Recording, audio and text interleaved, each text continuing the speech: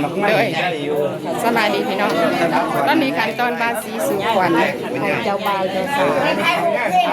ผู้สร้างครอบครัวให้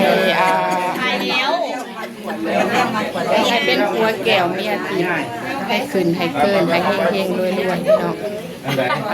ตามพิธีของประเพณีของลาวเฮาก็จะเป็นแบบนี้เนาะพี่น้องเนาะอันนี้เป็นพิธีแบบสีสุขวัญอยู่บ้านพี่น้องเอาคลิปคามให้พี่น้องเบิ่งก่อนเด้อบอกนั่นเด้อนั่นเด้ออันใดพอพอนั่นใด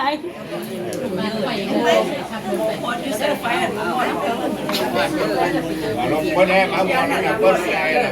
คนแรก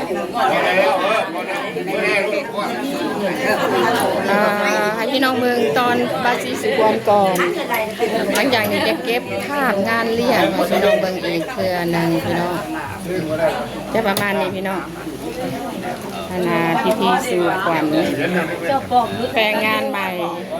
บรรดาหลานๆพี่น้องให้ลูกหลานเป็นผัวแก้วเมียทิพย์ให้ครอบครัวไปโดยสมบูรณ์ผัวหักเมียมีเจริญพี่น้องวันนี้จะเก็บภาพให้พี่น้องเบิ่งสุดกบสุดปลายเลยพี่น้องเอ้ย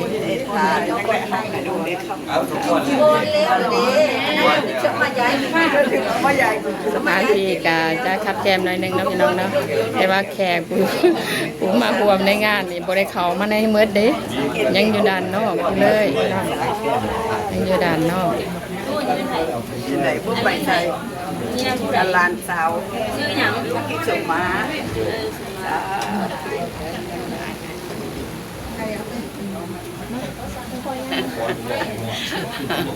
เขาดูง่ายมาไปได้หมดแล้วลูกได้ละโอ้ยลูกเด็กก็เก้าแปด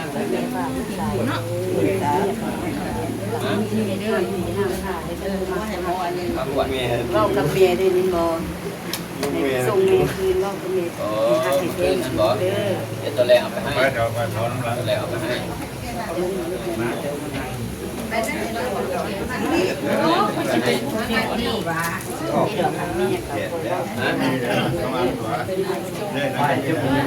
ตัวแรงประมาณ4 โมงแล้ว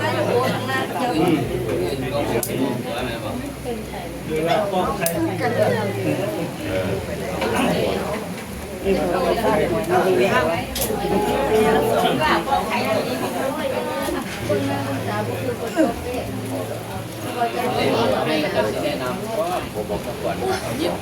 น้ำอยู่ในหอ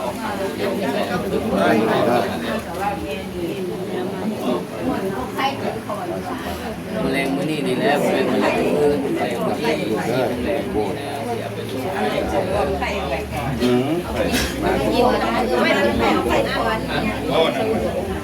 มองว่าจะไปเอาไป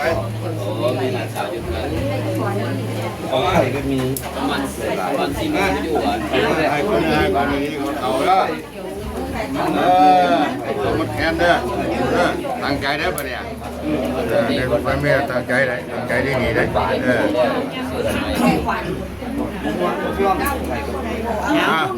มันเด้อนี่เองเด้อมานัดไทยมาทางคันมีเด้อเป็นคนแก่มีเสียมีเซลเด้อผมยังไม่ครับสั่งเลยคนยังไม่เซลผมบอกแล้วมีฟังผมแก่ฟังแย่งไปทอนมีมันนะจะอยู่นี่สบายก่อนเป็นหน่อยตัวเสียว่ามันเป็นเด้อมันเป็นได้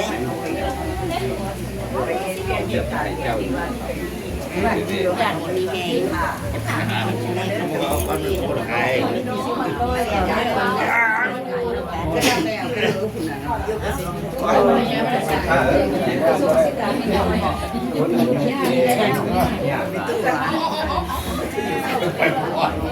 ยังโดนตายนะเราไม่ได้ใส่ลูกเด็ก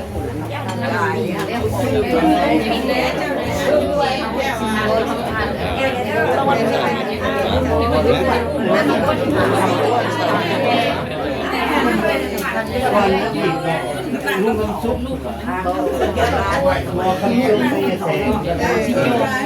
ไปทางเอาเขา ไปเอาเขาลูกหัวข้างล่างโต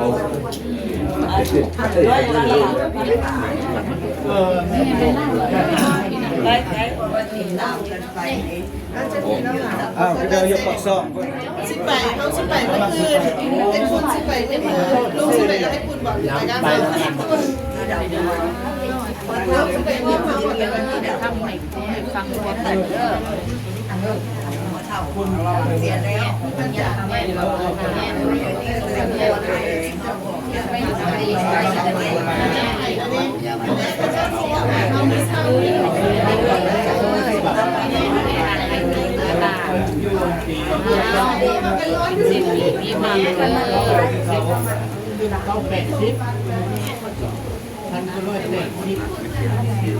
เอาจะสิลูกวะเอา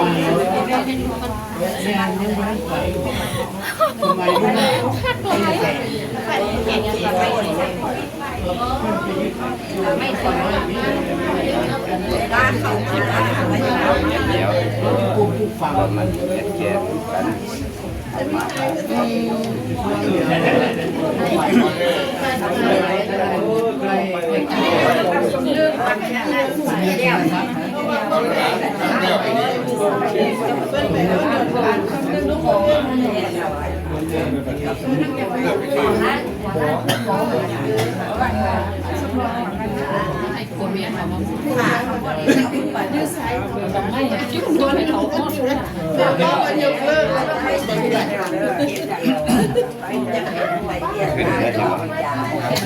ลูกถึง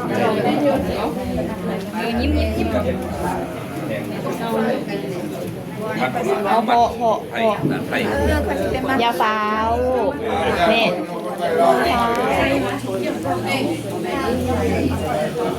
เข้าไปซีขนาดพวกเจ้าไปไหนพวกเจ้าเข้าไปซี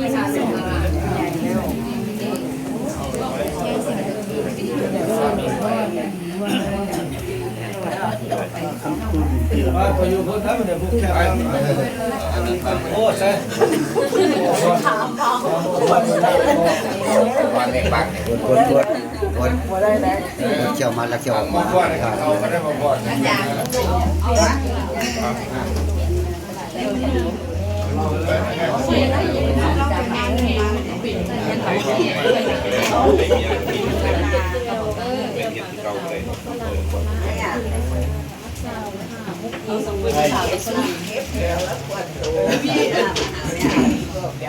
้ายมาเอา